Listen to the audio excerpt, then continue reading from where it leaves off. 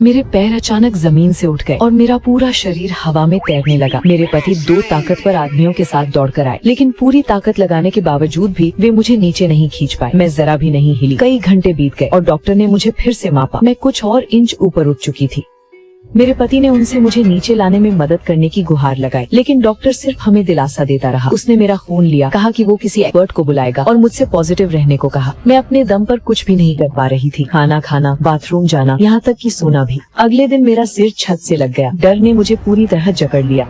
तभी आखिरकार एक्सपर्ट पहुंचा। उसने फर्श से दूरी नापी और कहा कि 10 हफ्तों में मैं 11,000 फीट तक पहुंच जाऊंगी और 3 महीनों में मैं कार्बन लाइन पार करके आउटर स्पेस में चली जाऊंगी। इसका मतलब था कि मैं मर जाऊंगी। रात में मेरे पति ने दूसरी मंजिल का फर्श तोड़ दिया।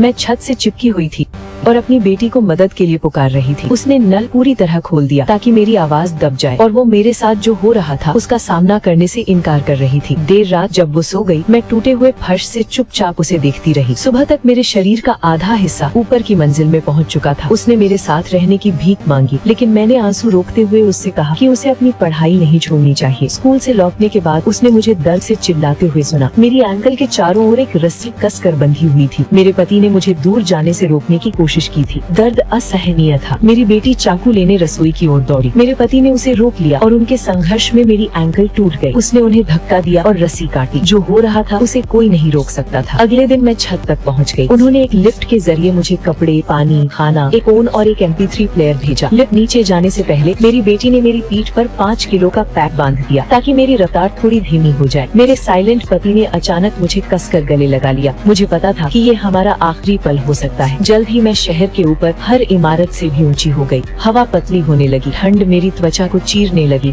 और खाना खत्म होने लगा। फिर भी मेरा दिल अपने परिवार के साथ ही था। मैंने अपनी बेटी को कॉल किया, उसकी पढ़ाई के बारे में पूछा और उसे गर्म खाना खाने की याद दिलाई। मेरी बातें उसे तोड़ रही थी, लेकिन उसने खुद को सख्त दिखाया ताकि मुझे चिंता न हो। कॉल खत्म होने के बाद मैं पूरी तरह टूट गई। मैंने उसके दिए हुए MP3 पर गाने सुने और रोती रही जब तक कि प्लेयर मेरे हाथ से फिसल नहीं गया। मैं चिल्लाई जब वो नीचे गिरा और हवा में बेबस होकर पैर पटकने लगे। तभी हजारों पक्षी बादलों को चीरते हुए निकले और मेरे चारों ओर उड़ने लगे। उस खूबसूरत नजारे में एक पल के लिए मैं अपना डर भूल गई और बच्चे की तरह खुशी से चिल्लाने लगी। उस रात जोरदार बारिश हुई, बिजली और गरज मेरे चारों ओर थी और मैं अकेली बहती जा रही थी। कुछ ही देर में मैं तूफान के ऊपर उठ गई और नीचे का सारा कोलाहल पीछे छूट गया। मैंने अपना मास्क हटाया और अपने पति को कॉल किया। हम बहुत समय से बात नहीं कर पाए थे। मेरी बेटी भी सुनने आ गई। मैंने उससे कहा कि नाकामयाबी से हिम्मत ना हारे, अपने पिता का ख्याल रखे और ये कि हम उसे हमेशा प्यार करेंगे। मेरे पति ने मुझसे मास्क वापस पहन लेने की रिक्वेस्ट की। अपने आखिरी पल में मैंने उनसे कहा कि मैं उनसे प्यार करती हूँ। फिर मैंने फोन छोड़ दिया, कार्बन लाइन पार की और अनजान दुनिया की ओर बढ़ती चली गई।